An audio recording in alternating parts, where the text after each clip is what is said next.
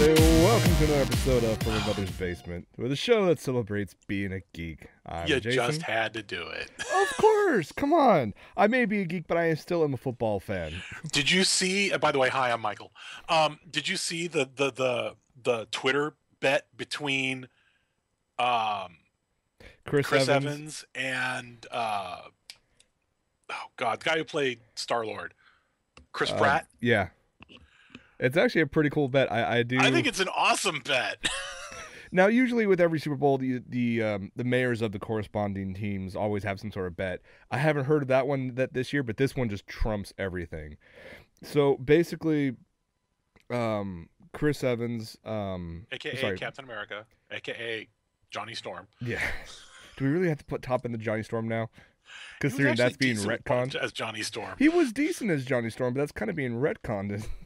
Yeah, well, you know. Yeah, you know. So Chris Evans, Chris Pratt, they went back and forth on Twitter about what's going on. Chris Pratt decided to make one tweet that says, "We both know there's only one Captain America, and his name is Russell Wilson, which is the captain of the Seahawks." So their little bet is, Well, you should bring up the whole text, because that's just awesome. Hang on. I have it all right here. Oh, okay. Go ahead. Just bring it up and read it. Yeah, let me bring it up. See if it'll sync up on it. Let's give that a moment. So while it's bringing up, so Chris Evans makes an announcement. I think I can get it up right here. There we go. Looks like our teams are going into battle. For the next 2 weeks, you are not my friend. You are my enemy. And because what I said before, we both know there's only one Captain America, and his name is Russell Wilson. Yeah. So they decided to do a bet. You know, what are the stakes? Chris Pratt goes, okay, Seahawks win. You fly yourself to Seattle, visit a children's hospital in Seattle as Captain America, waving the 12th man flag from the Seahawks. Chris, 12th man or the Patriots? 12th man flag. It's a Seahawks thing. The 12th man's all the fans in the stands kind of thing. Ooh, okay. Yeah. Chris Evans responds with, okay, and when the Patriots humiliate your sea chickens, I fully expect Star-Lord to arrive at another children's hospital in Boston in a Brady jersey. I kind of want to see either or. Either of those. I think it would be epic for both of them to happen, honestly. Mm-hmm.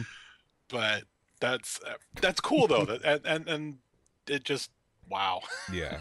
I think it's kind of awesome. And of course, people have already gone online trying to say, what's it called? Captain America, Chris Evans. He's it's a play of the fact that he plays Captain America, and the Patriots are you know Americans, and it's all a play. I'm like, no, he lives in Boston. He's been a fan of them. Genuinely a fan. Exactly. So yes, the Shadar, I am a Patriots fan. So that's one of the reasons why for next week, even though for many people who are not sports ball fanatics, they will usually turn into the Super Bowl for the crazy commercials, which we'll get to later on in the episode, the halftime show, or just to hang out and drink with friends for no good reason. Pass that puck and kick that home run. Kick that frisbee into the goal for a home run. Yes. Yes. Go right. Sports ball.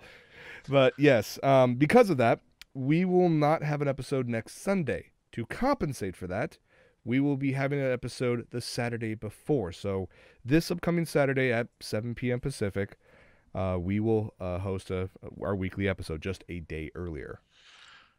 And if we can figure out a way to do it, we'll flop the stream on at 7. But really, who's not? If you're, unless you're a non-sports ball fan like myself, you're probably going to be watching the damn game, which will be going during that time. And then there's halftime. Exactly. And yeah. Well, that's all. I'll make sure that we'll have the episode up on YouTube by that time, so people can watch it before or after the game. So sounds good. So yeah, I had to throw that in there and to let you guys know what's going on for next week. Because we're on the subject of future episodes, we might as well get it out of the way real quick. March is going to be an interesting month for us. It's going to be basically a hiatus month. Yeah, unless we figure something out, we'll let you know. But as of right now, I have 2 weddings to go to. Both happen to be on Sundays in March. Michael has a couple events he needs to go to in March. Yeah, also Michael on Sundays. Will very likely be out of country those days. Country. Okay, we'll have to speak later. But yeah, so we will let you guys know ahead of time, but just to give you the first advance warning about in March, the episodes. So we're going into into hiatus, basically. Yeah. TV shows going into hiatus. Well, we're going into hiatus for those 4 weeks. We may be able to. We're not sure. We may be able to do a couple of the Saturday shows for the first 2. I don't know. We're going to talk about it. We're going to see. Yeah. But for the second ones, for the 15th and the 22nd, we may be able to do a Saturday for that. But for the 22nd, I doubt highly. Yeah. So we'll figure it out and let you guys know. We're just giving you a heads up of what to expect. All right. Well, Michael, what have you been up to this past week? Anything exciting or busy with all your classes? I have been buried neck deep in Python. And I don't mean to snake. So get those visions of Mickey Minaj's Anaconda out of your head. I need alcohol to get that thought out of me. You gotta cue it up. No, it's been doing a lot of Python homework. I started a new new schedule this week for work, so there's been a lot of that. I did get the second second season of Rama 1/2 on Blu-ray. Ooh. So I've been watching a little bit of that. Nice. And I got Ruby Season 2 on Blu-ray. Very nice. Oh, it was fun. It was a lot of fun. Very nice. Very nice. So wait, we're doing what we watch. That's the end of the show. Good night, folks. Yeah. There's a lot of odd news this week. There is. I watched a bunch of stuff this past week because I had a lot of free time. We'll get to that at the end of the show. But yeah, let's talk about that big news. They came out of all places, Microsoft. Yeah, this has been like Microsoft is like, okay, we're just gonna throw it all out there, put our on the table, and go from there. Yeah. So this started off. Everybody thought, okay, this is a preview of Windows 10, and honestly, what they have for Windows 10 is actually fairly cool. There's a lot of aspects of it that I actually do like. Well, they're just kind of like Yes Monty, by the way, to Sega fan. They're basically they're proving the adage that like Star Trek movies, only every other Windows OS is good. Mm-hmm. You know, it's only in the case of Star Trek movies, it's only the even numbered ones are good. In the case of Windows OSs, it's only the odd numbered ones are good. They're calling it Windows 10, but it's actually 9. So. Well, you know, the programmers are lazy, and when you have programs trying to do a search back for Windows 9 or 9.x, they were like, you know what? Let's just skip all of that to get all together and just jump over to 10. Screw it. Exactly. So, but yeah, they're featuring their new AI program, kind of like Siri, but they call it Cortana. Which is actually that's the one cool thing I think they did. Especially because if I recall correctly, they tried to modulate her voice to be Cortana's voice. Yes. And unlike other ones which are very easygoing or very apologetic, I'm really sorry I can't get to, this website right now. She's a little more upfront and brash, like, I can't get here. What you gonna do about it? The thing is, all I have to say is when I finally get a hold of Windows 10, and the technical preview is out right now for download, so you can check that out right now. It's built into the OS itself, and they're branding Windows 10 to be basically united between both desktop, tablets, and mobile devices. Well, yeah, that's their big thing. Is they don't want to be playing this. We've got Windows Phone, Windows Main, Windows Tablet. They're just like, screw it. We're going to be all Windows. End of story. Which makes sense because you can basically at that point you can write a program for one that'll work on all three. That's the part that it's going to be interesting. I want to see how they get away with that. I mean, you would have to adhere to a specific guideline though on system calls because like you wouldn't be allowed to have any funky code that goes directly to the processor or directly to a piece of hardware. You would have to make sure that you if you want it to be truly universal across phone, tablet, and PC, you're gonna have to write within a strict guide. It's like Java, basically. Yes, exactly. But going back to what I was saying about Cortana, because it's built in, they've improved her ability to gather more information like a personal assistant and speak in a much more natural conversational flow. And the demo they showed, on the presentation, obviously it's fine-tuned to make it look really nice, and it was very impressive. I want to see that in real life. So once I download the technical preview of Windows 10, I want her to say, "Bet you can't stick it," which is one of Cortana's iconic lines. It was a trailer for Halo 2 talking to the chief about throwing a grenade. "Bet you can't stick it, you're on." And that was the end of the trailer. Mm-hmm. So I would love to see if they throw little Halo bits here and there. I'd be shocked if they did. I'd be shocked if they didn't. The thing is, Microsoft already owns. I don't want to say they own Dragon, although I thought they did at one point. They own. I forget which company they own. They own a major speech synthesis and speech recognition company. Mm-hmm. So the fact that Apple beat them to it with Siri was actually kind of surprising to me. Mm-hmm. But they're going to leverage that voice recognition technology. Oh, yeah, of course. If they're smart, they're going to leverage it because they've been in the voice recognition game technically for 15 plus years. Mm-hmm. So the legacy's there. It's going to go well. It's just now it's the search engine and the speech synthesis part. How's that going to come out? Yeah, and how that's supposed to tie in with everything else that they're creating, all new Office apps. How is she going to be able to help you with that, which they were saying that it can? I'm like, why am I going to have an AI like that? So Clippy got curvy. Pretty much, yes.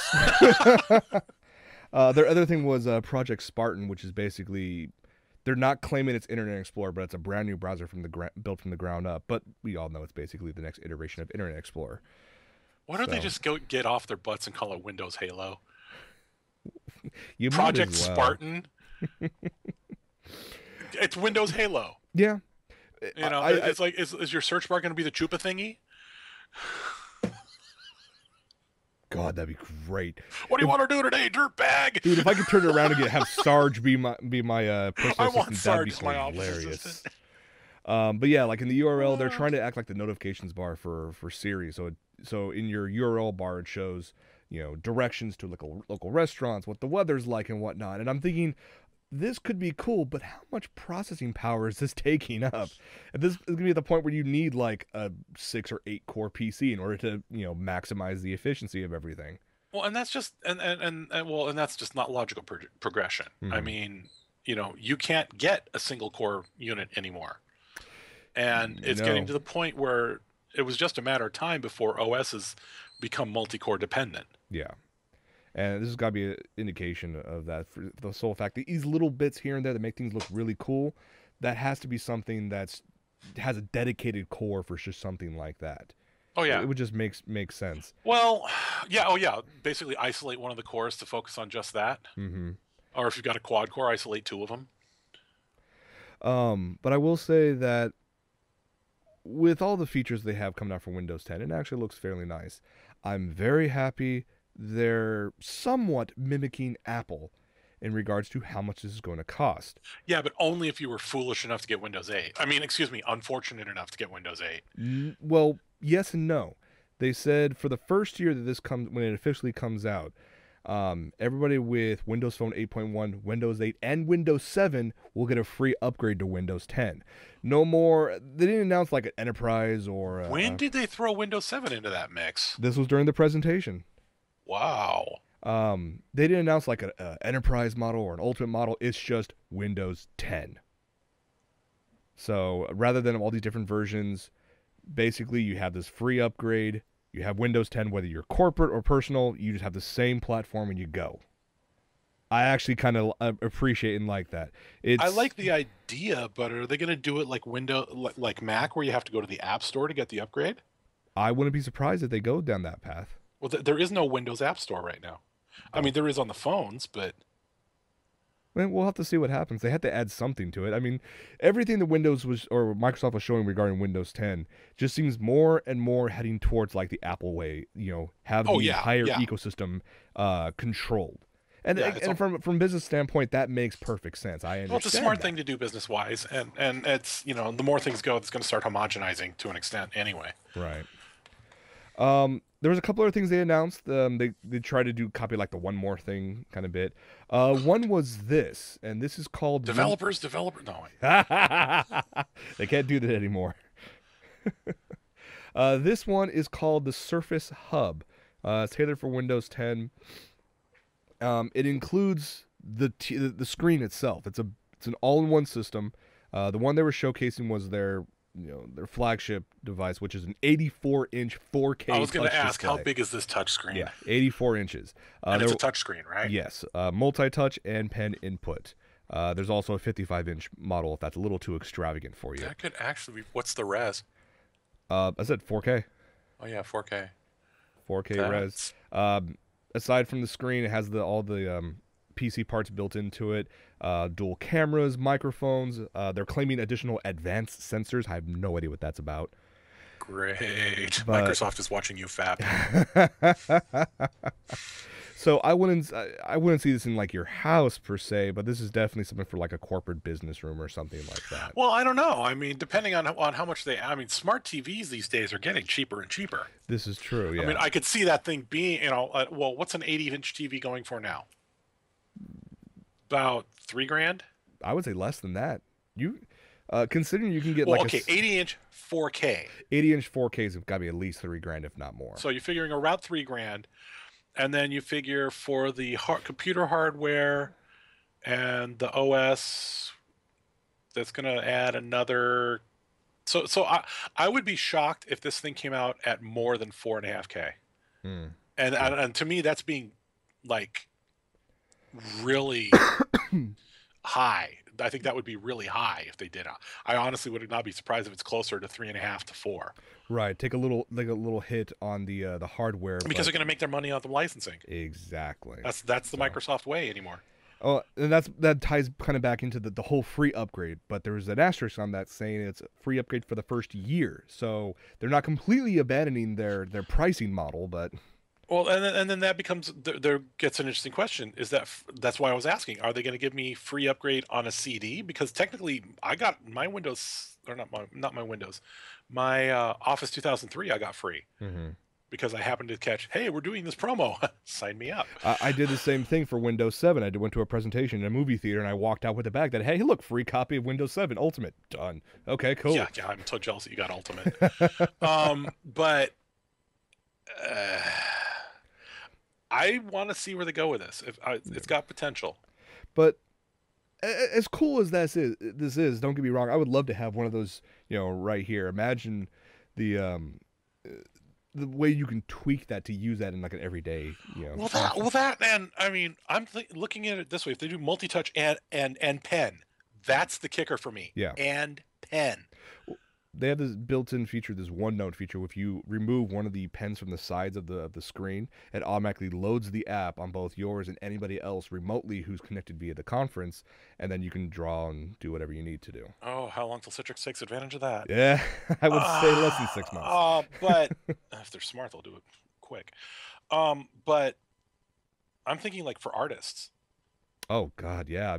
I mean, the idea of now, admittedly, 84 is frippin' huge. You'd be like, I need to reach all the way to the other side. Well, no, I mean, stand in the living room. Can you imagine being able to stand in the living room and just sketch? True. Graffiti artists will love it. True, yeah. And with its and if you multi-touch, it's finger painting. Multi-touch, depth sensors, so if you do like a little device that makes the system think that it's a spray can, you can do everything from remotely and just exactly. draw. I mean, yeah. the possibilities for this are pretty intense. And then if you do it in a 3D mode, with you get yourself a pair of shutter glasses, and you've got a sufficient power in there to do 3D in 4K, dude, come on. Well, it's funny that you mentioned this has a lot of potential. It does have a hell of a lot of potential, and if they do the lower price point, they'll get a lot more people actually willing to pony up the money for it. And if they're making it a PC in the TV, they can make its specs surpass the Xbone. Yeah, it could be the next generation Xbone. You don't buy just a console; you buy a whole TV. Well, exactly. They've been wanting to get into the home entertainment. True. To focus on home entertainment, this would be a good way to do it. That is one way, yeah. They have to severely drop the price, but Well, no. Well, yeah. I mean, for an 84, yeah. But I mean, but when you're talking, you start getting down into the 24-inch. The 28-inch. True. Or that 32 that I saw at Fry's. Like that all-in-one setup? Yeah. That's not a bad idea. I think there's... Well, given also... Sorry, go ahead. No, go ahead. I was going to say, given also the fact that Windows 10 also merges with Xbox One. It actually will do crossplay, which is a nice feature that if you have an Xbox One, your PC, you pair it. They say you only have to pair it once. When this happens and they're both on, I don't want to leave my desktop. I want to play an Xbox One game. Well, I can, using these built-in features across the network, I can stream and control my Xbox One using my PC. So you better have gigabit Ethernet in your house. Yes, I would not want to do that crap across Wi-Fi. The lag would be horrible. But just imagine being able to stream like the latest Halo to your PC, and everyone who's like, controllers are so much better than keyboard and mouse. Give me a keyboard and mouse on Halo, and I'll snipe you across the map. Yeah, I will slaughter most of those 14-year-olds on a keyboard and mouse with their little Halo controllers. Exactly. Boom, headshot. Having that tied into it is actually quite nice. But I do want to go back to the whole thing you said about 3D, because having a 3D 4K screen with all those features would be really amazing. Yeah. But Microsoft's doing one better. And this was actually a very big surprise for everyone, myself included, watching this. Check out this video.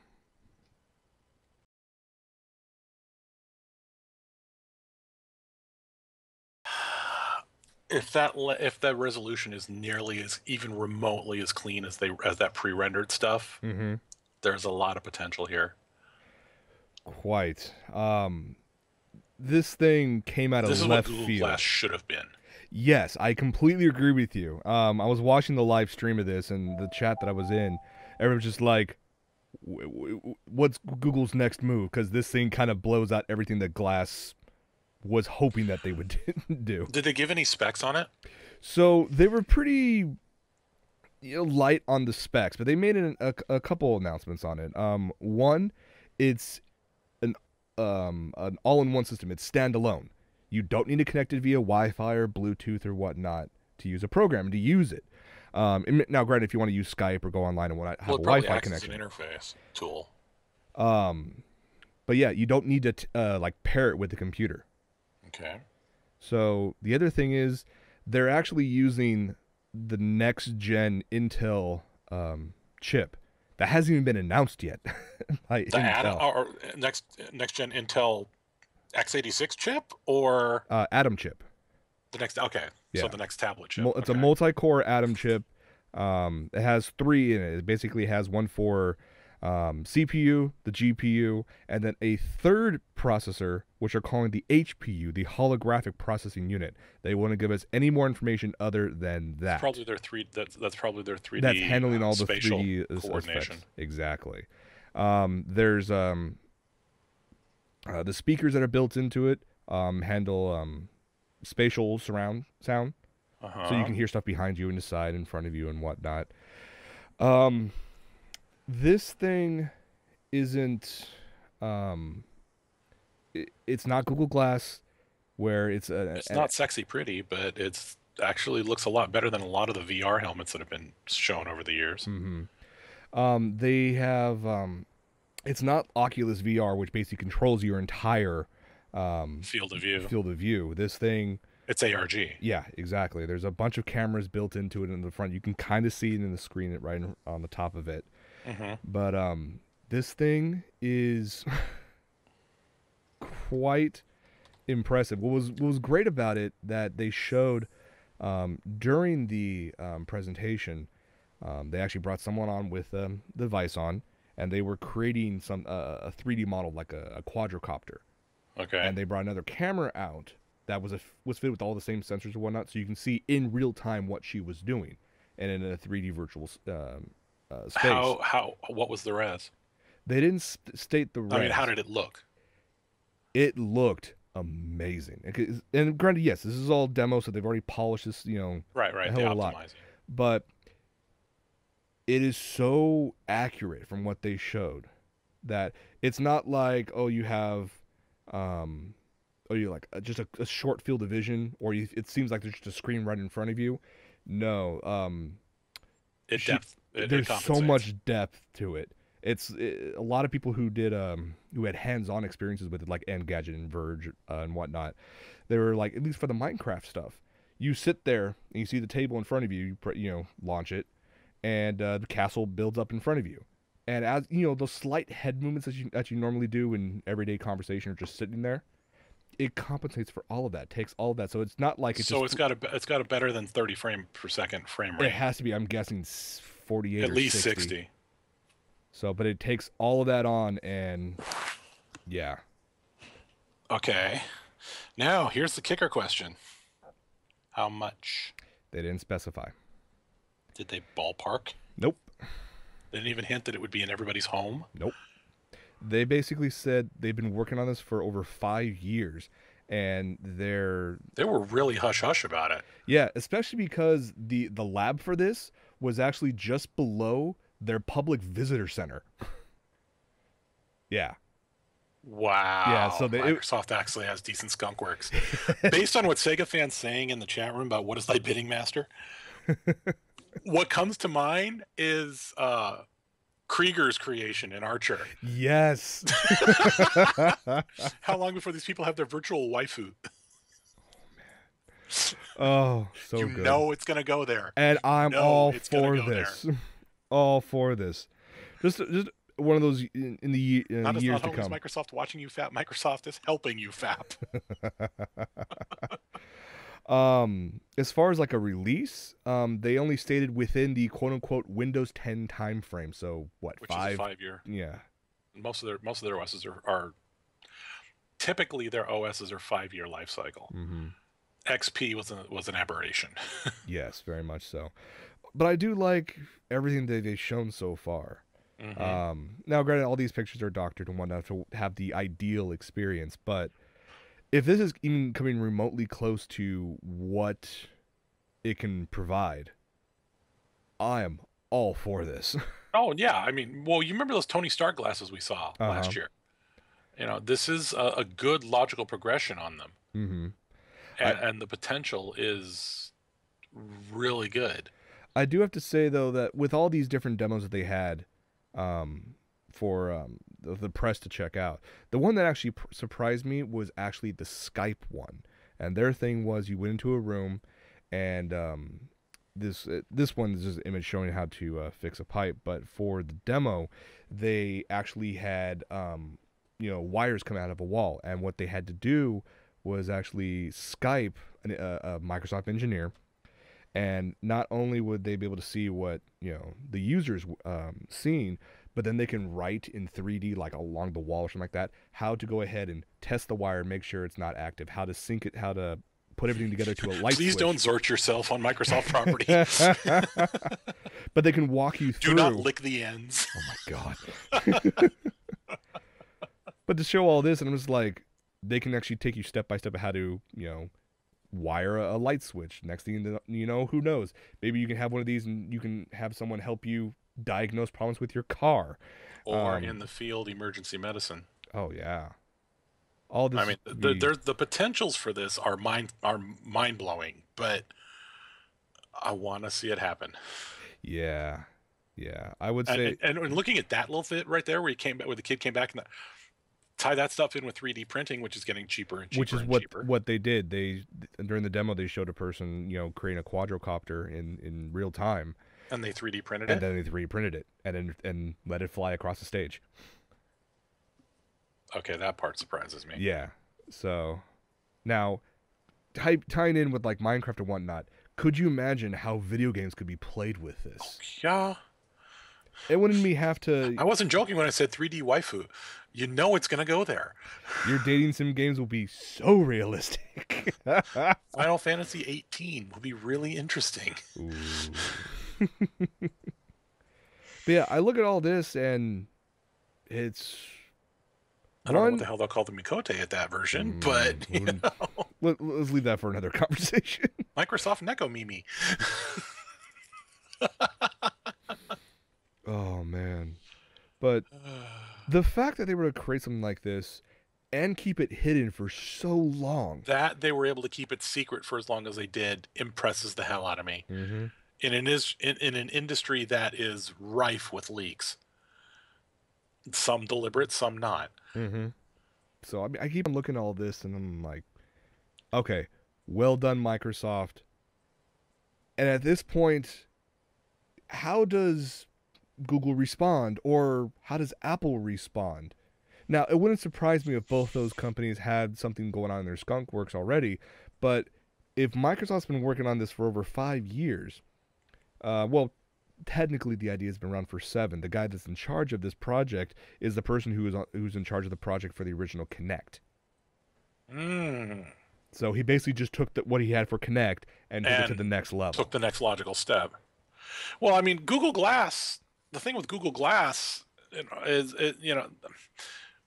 what shot down Google Glass wasn't Google Glass. It was the users that were previewing it. Mm-hmm. The people who were dicks about it.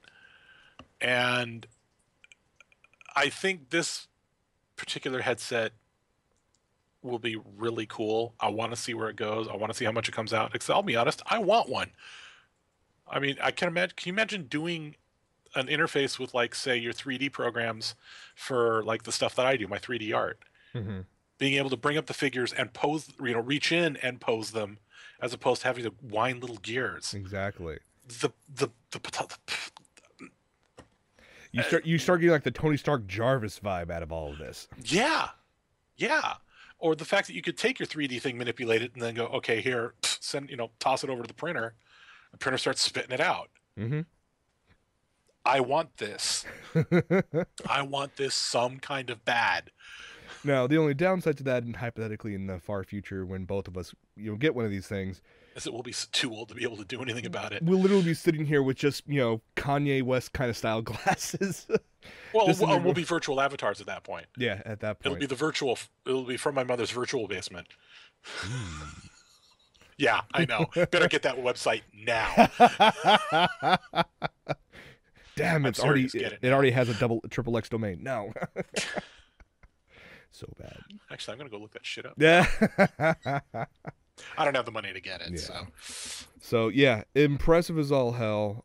It's still very, early on in not even beta, but very, very, Well, it's obviously an alpha, but the fact that they're showing it as far along as it is, I mean, that prototype unit is cleaner than the original Oculus Rift prototype. Well, was. Here's the thing, though.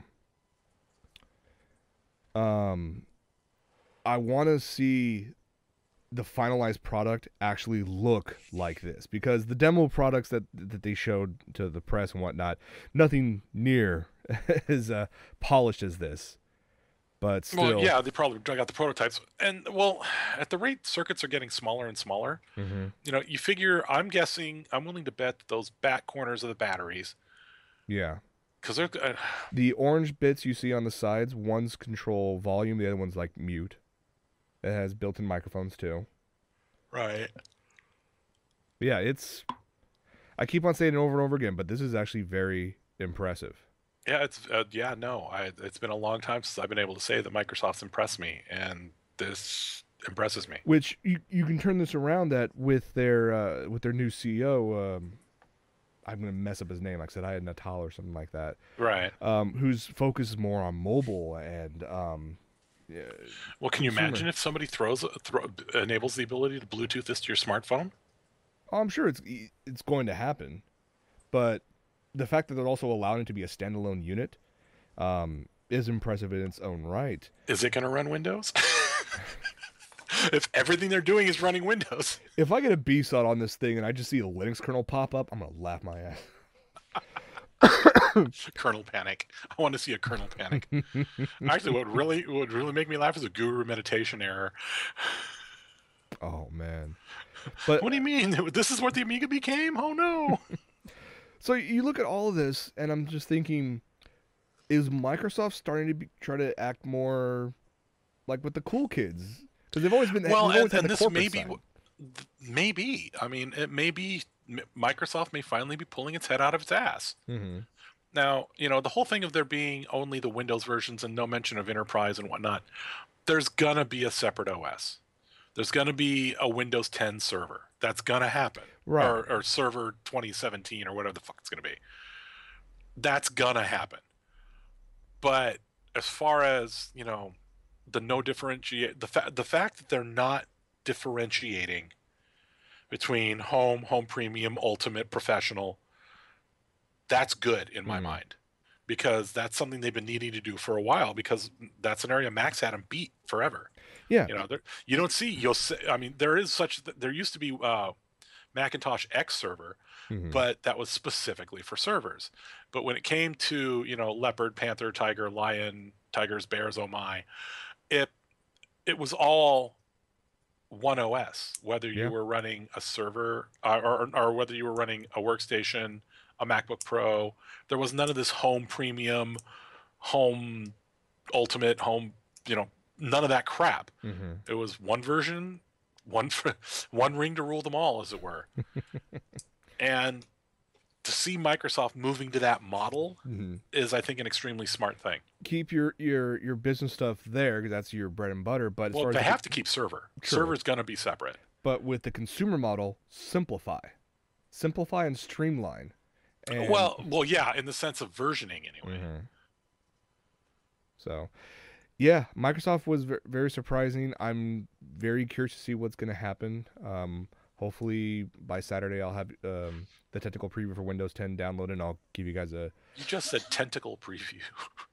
Technical difficulties. Shut up. Let's move on. Shut up. Okay. Let's move on to Pro Tools.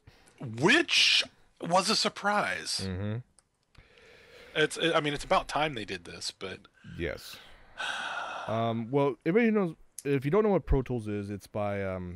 well, now pretty much any record you've listened to in the last 25 to 30 years was mastered using Pro Tools. Whether it's Depeche Mode, whether it's a rap artist, whether it's a classical movie soundtrack, when it was mastered into a CD, it was done with Pro Tools. Exactly. So, and it's also ridiculously expensive just for the HD pack. version. Yeah. Now, I have to give them props. I'm guessing this was announced at NAMM this week, or they just had it announced on their website. Regardless, but they announced a version of it called Pro Tools First. This is going to be free. That is not ridiculously gimped. No, it's not.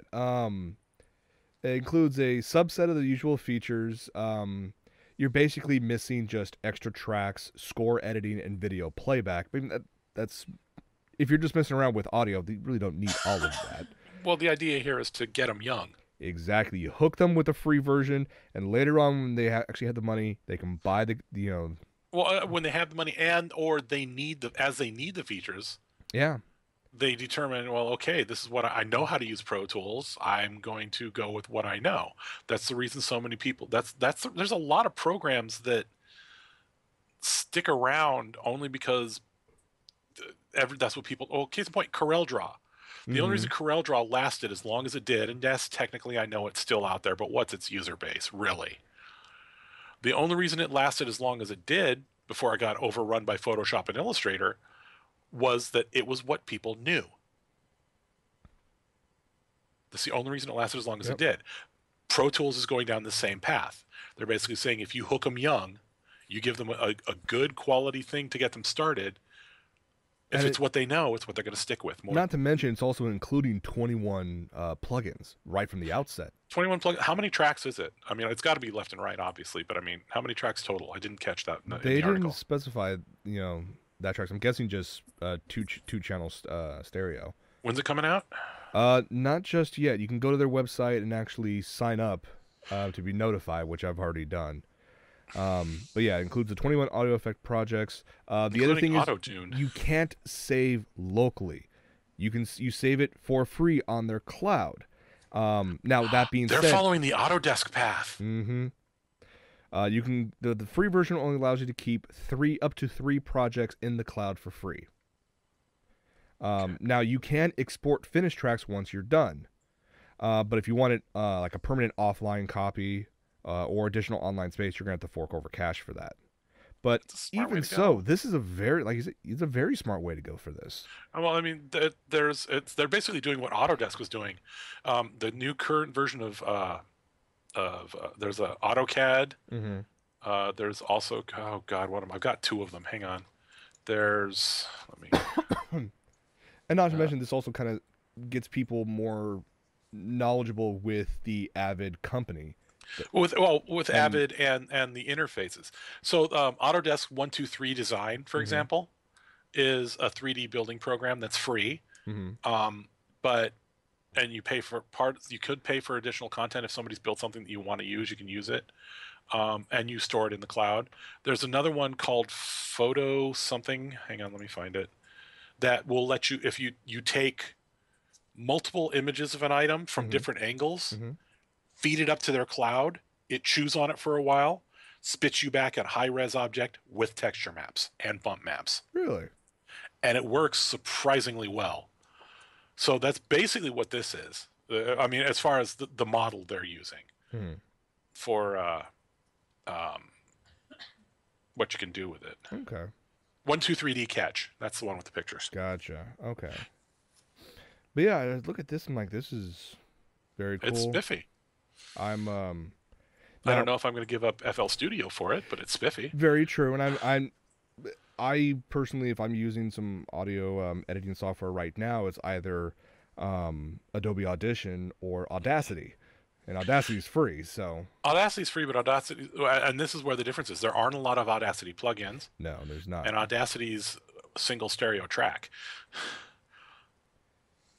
So there's multiple options out there. But if you want to jump into the Pro version, there actually is a 30-day free trial as well. So hook them in with... Hopefully they'll get smart enough. Hopefully, let me phrase it, not that they'll get smart enough.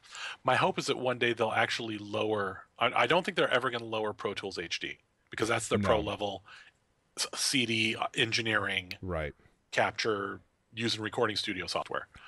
But Pro Tools LE... drop that price. Drop that price significantly, because right now Pro Tools LE out the box is $399 last I looked. Even if you drop that, say, 30%, maybe 40%. Get it.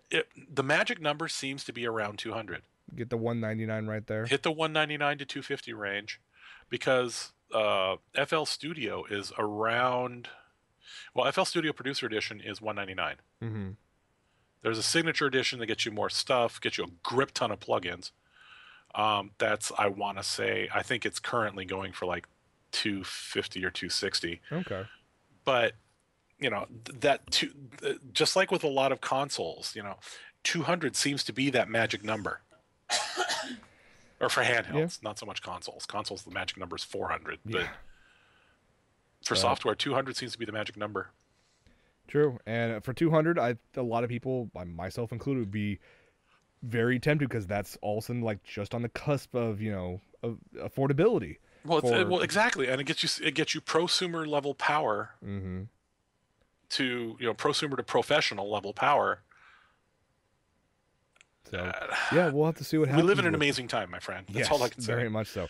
5-10 years ago, having stuff like this even remotely available for consumers would have been a pipe dream. And now you can have... Well, that's not true. Fruity Loops was around then, but in general, I mean, having Avid kick something out this level. So you guys can sign up. Just go over to their website. Just do a search for Pro Tools first. You can sign up for it, and when it's finally available for free, they'll let you know via email what's going on with that. So there was one more thing that I want to talk about before we get to yes, Mr. Jobs. What is this one more thing? Oh God, I'm already at it. Going back a little bit to the Super Bowl, a lot of people watch it for those commercials, which are way overproduced and way overpriced. There's been a recent trend of 8 audio tracks, by the way. Oh, it's 8 audio. Wow, that's quite nice, actually. Yeah, it is. A lot of these ad companies have done this whole, we'll do a version that's going to air during the Super Bowl, but then we'll do an extended or uncut version that's too hot for TV or whatnot, and we'll throw that on YouTube or on our own website. Too hot for TV? Yeah, well, GoDaddy's been famous for stuff like that. Well, that's true.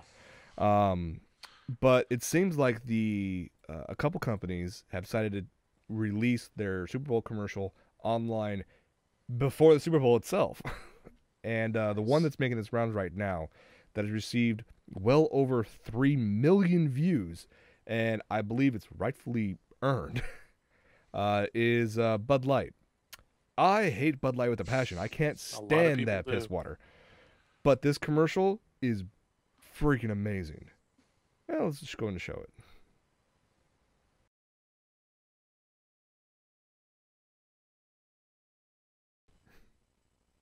That was actually pretty cool. Yeah. Real life Pac-Man, amazing. There's just some really cool tech in that commercial, like the ghosts. Oh yeah. I was reading a bunch of behind the scenes stuff on this commercial that was filmed in downtown LA like a month ago. That sounds about right. There was like a casting call on Craigslist for extras. Whether or not the main guy is an actor or he was truly, surprised by it, either way, it's still freaking cool. The amount of tech that was put into this was fairly impressive.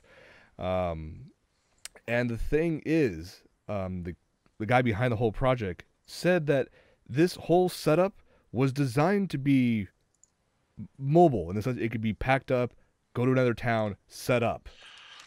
Let's see. When's the LA car show? The commercial, the LA car show. Still, that's pretty badass. Mm-hmm. For the wait a minute, I know where that lot is. Yeah, we've driven past it numerous times. Yes, we have. That's over by the Downtown Independent. Yeah, huh?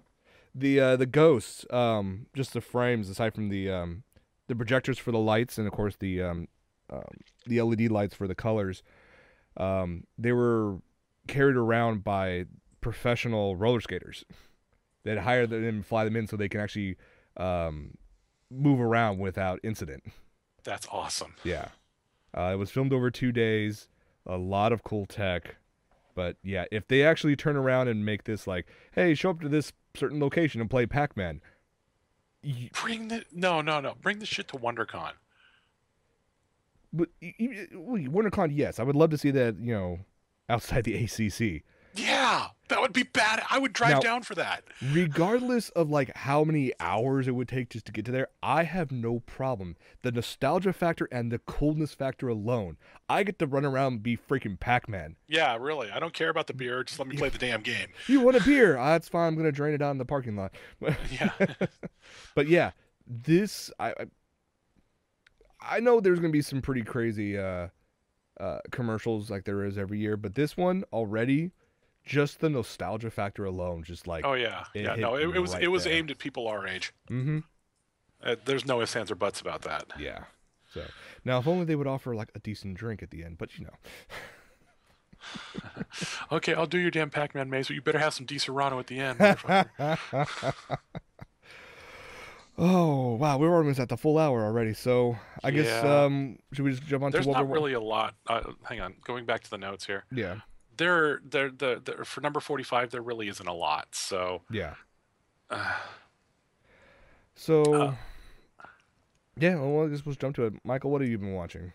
We had that at the very beginning. We already did what we've been watching. Do you want to elaborate on that? Because I have stuff to talk about. I won't elaborate on that, but I will say that I picked something up recently. What'd you grab?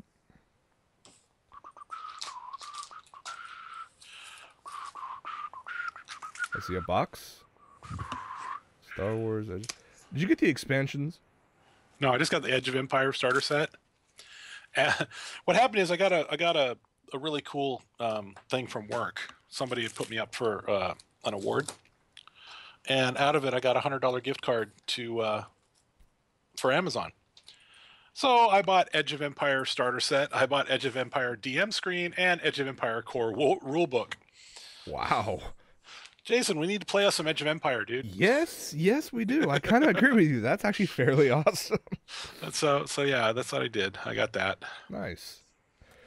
And that. Oh, I got that and the Ruby Blu-ray. It's got nice on 1080p. It was nice. It was pleasant. Very cool. As for me, I had a lot of free time this past week. So I was watching some the latest anime out there. I'll get to that on Anime Break, which is gonna be showing up very soon. I have It's coming back. Yes, it is. From the dead. Yeah, it's been a while. So, but the other thing is that a lot of people have told me to watch this series over and over again. So I was like, okay, fine, I'll get around to it. I can actually this past week get to something on my to watch list, and it happened to be this time around was Parks and Recreation. Oh, I actually kind of want to see that, just for God, what is his name? Ron Swanson. Yeah. The best character in the entire series. I marathon all 6 seasons in 4 days. Jesus Christ! I had a lot of free time. Oh, I caught up on Agent Carter and the new Flash. Oh, good. So I'm like an episode behind on Carter. But Carter's on hold. It seems. Oh, they did really? 3 episodes and it's on hold. It's only an 8-episode series. Why put it on hold? I don't know, but a new episode did not post this week. Damn, that sucks. But yeah, Parks and Rec, very entertaining. Much more entertaining than I was expecting. The character Ron Swanson is amazing. It's all about meat, man. It's all about meat. Meat, whiskey, cigars. I think the fact that because each episode is only 30 minutes long, or basically 22 minutes long, helped, because they'll have a single incident they have to deal with, plus of course the overarching storylines, and it worked really well. The jokes were spot on. They weren't something that they weren't contrived or they really stretched for it. It was literally, it made sense for the character in the situation, and there's several points I was laughing really hard at it. And of course I have to get into this series as the final season's airing right now, so Well, what's cool though is they made the magic number mark. So those actors, technically, if they don't want to, they never have to work again. No, they really Once don't. a series hits 100 episodes, it's available for syndication. But all the people who are in this, I mean, of course you have like Chris Pratt, who later on became Star-Lord. Star-Lord, yeah. He's a bit of a goofball in this, but you can see why they casted him for Star-Lord. Okay. From these episodes, he's a bit of a goofball, but he has a heart, and it was good. It was very good. Would I recommend this to other people to watch? Yes. Especially because season 7, the final season's airing right now, and I believe it's only 13 episodes long. Episode 3 just aired a couple days ago. Okay. So I would highly recommend people getting into that. Did you see... Oh, man. I just had it a second ago, and I completely freaking spaced it. Oh, yeah. At Midnight. Have you been watching At Midnight? I'm behind on At Midnight. You need to watch at least Thursday's episode. Okay. I have them DVR'd. I will definitely It was the check them Archer episode. Cyril Figgis. Well, they had oh god, what is her name? Something or other Greer. Oh, Pam Grier's character. What? The character Pam Grier. No. They had the secretary, the one who Cheryl. Oh, okay. They had the voice of Cheryl, the voice of Cyril, and Lana. Nice. So Aisha Tyler, I forget the actress's name, and Chris Parnell. Nice. Parnell was hilarious. I mean, I knew the guy because he actually talks like this all the time. This is how his natural voice sounds. Oh. He needs to be either hosting nature commentaries or imitating Morgan Freeman. Titty sprinkles. I mean, it's just these guys. It was in my opinion one of the top, definitely in my top 3 funniest episodes. Nice. Of At Midnight. So you need to watch that episode of nothing else. Now, on that note, have you been caught up on Archer? No, I am way behind on Archer. It's a return to form, and so nice. So nice that they went back to this. Good. Of course, the whole thing about them, the team being ISIS, that's long gone. They're now just agents of the CIA, which in itself is freaking hilarious. Oh, they're finally officially CIA now? Yeah. Okay. Well, I wonder what was going to happen to Archer when ISIL came around. And literally that whole thing was, hey, they had a conversation about it, how they have, they're now owned by the CIA and whatnot. And the only thing you ever see of the old ISIS logo is 2 workers in the background just wheeling out the logo. And that's the only thing you see of it, and that's it. So now they're just spies for the CIA. So, but still absolutely hilarious. I sense the producer's house is going to get raided. Their lines are going to be tapped. This week's episode's actually wow, that's featuring a lot of take 4. I take it that's a line from one of the episodes. Maybe. But yeah, like this week's episode actually features Conan O'Brien. Oh, nice. So it's a hell of a lot of fun. I'm really glad it's back. Work to get caught up. But that's pretty much it for me for what I've been watching. It's just been a lot of Parks and Rec. A lot of Parks and Rec. But anything else we should add before we wrap up this episode? Installing any other form of Linux other than Ubuntu on a MacBook Pro is a royal pain in the ass. Just want you to know that. Other than that, nope, I'm good. All right, words to live by: do not install other versions of Linux. I tried to get CentOS to work on the Mac and it just didn't do it. So I ended up virtual boxing it. I guess that's for the best, actually, because if there's any problems, literally you can just wipe it and start from scratch. Zip, destroy the folder. Exactly. So, everybody, thank you so much for hanging out. Stay tuned for a short post show, and yeah, till next Saturday. Till Saturday. Remember, not next Sunday, but next Saturday. So for my mother's basement, I am Jason. And I am Michael. And we will see you guys next week. Take it easy, everybody.